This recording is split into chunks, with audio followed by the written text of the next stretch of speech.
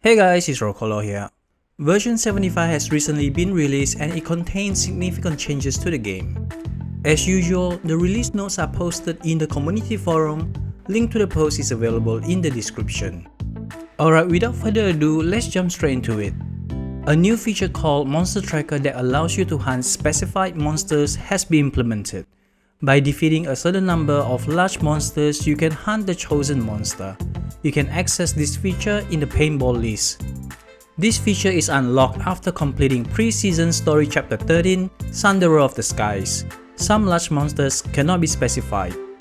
By now you have probably started using Monster Tracker to get your additional 5 monsters on demand per day.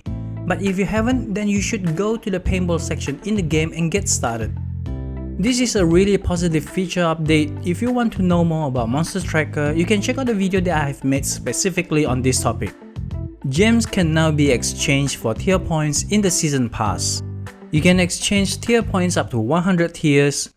Please note that tier points can be obtained through hunting and quests until the end of the season. So this is the option for you to pay to get rewards from the season pass if you haven't played enough to get them for free. To be honest, I don't think the rewards from the free plan of season pass are worth paying for. But if you also have the premium plan, then I still don't think it is worth paying for.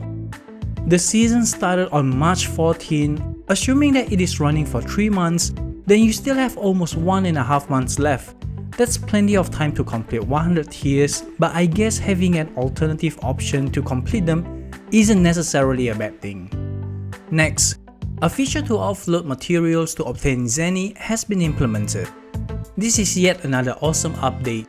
The best part is that they don't even force you to jump through hoops like selling them somewhere. It is basically just dump your materials and in exchange you get Zenny. It is like in Pokemon Go when you transfer your Pokemons away and you get candies in return. The amount of Zenny that you get for the materials are based on a rarity. So you get 5 Zenny for rarity 1 material, 10 Zenny for rarity 2, 20 for 3, 50 for 4, 100 for rarity 5, and 500 for rarity 6 material. I think that's a fair amount, but nobody should ever discard rarity 6 materials.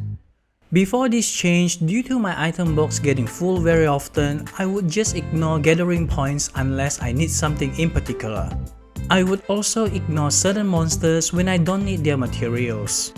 But with this update, there's more incentive for me to do more, since by discarding the materials I can get Zenny in return. This is the kind of positive change to the game that will make players play more, the same way as the Monster Tracker feature. Next, we have another feature update. The background and pose of your guild card can now be changed.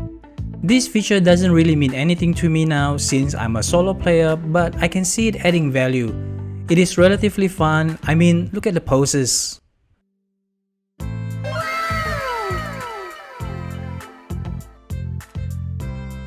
Alright, let's move on to the next updates. Rado bans, sleep attacks can now be avoided by perfect dodges. The following measures to make group hunts more appealing and easier to join have been implemented. A new reward slot called Group Hunt Reward will be added to group hunts. Similar to basic rewards and broken part rewards, this slot will also benefit from increased rewards with the use of special carving knives. The part break durability multipliers for group hunts will be reduced. Hunter ranks will no longer be displayed in the lobby. The group hunt reward slot is nice.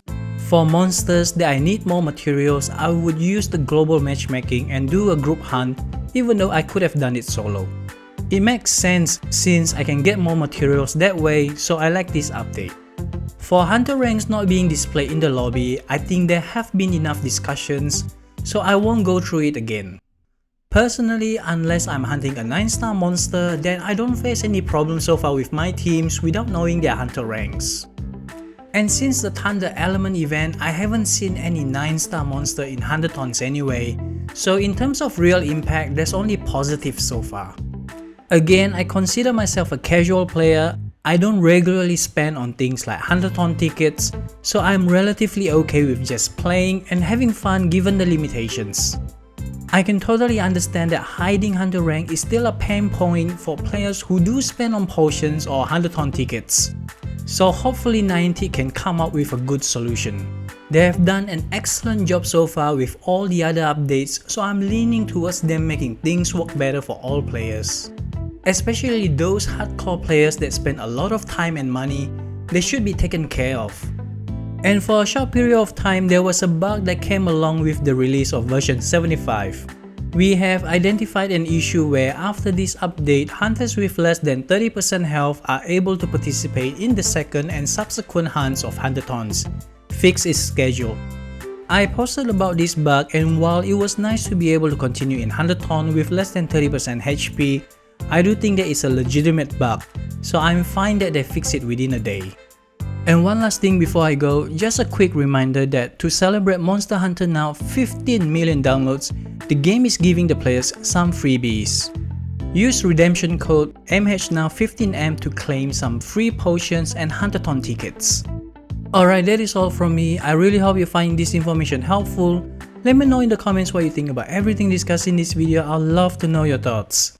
Remember to like and subscribe to the channel if you haven't already. I really appreciate them.